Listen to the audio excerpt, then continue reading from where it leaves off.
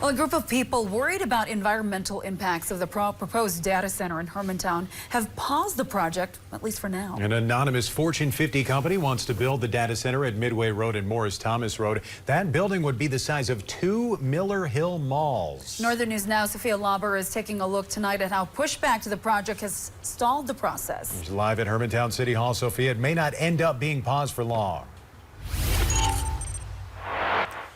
Yeah, at least until this request for further environmental review is resolved, the project and the permitting process are put on hold.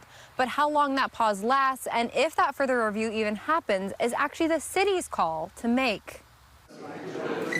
Concerned about potential noise, light, and water pollution, residents in the citizen-led Stop the Hermantown Data Center group submitted a petition to the Minnesota Environmental Quality Board, or EQB. And we want to make sure that they've actually covered the bases and they're not just trying to say, yeah, don't worry about it, it's not your problem. The petition, which requests an environmental assessment worksheet, was then reviewed by the EQB to ensure it contains at least 100 valid signatures. There's also some requirements for the evidence that has to be provided that there is a potential for environmental effects or significant environmental effects. The EQB then passed the petition on to Hermantown Tuesday, giving the city 15 days to decide if they'll complete the further review.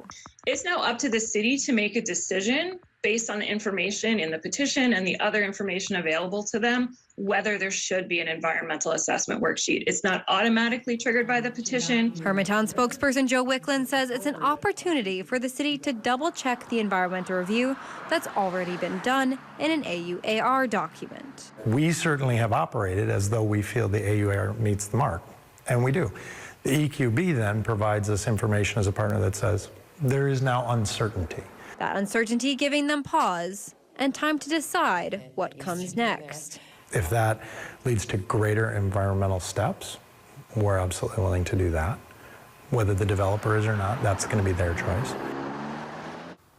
The city can't simply decide to deny the petition and move forward with the permitting process. If they do go the further environmental review route, that would put the permitting process on hold until it is completed. That's a process that the EQB tells us can take up to 4 to 6 months. Live in Hermantown, Sophia Lauber, Northern News Now.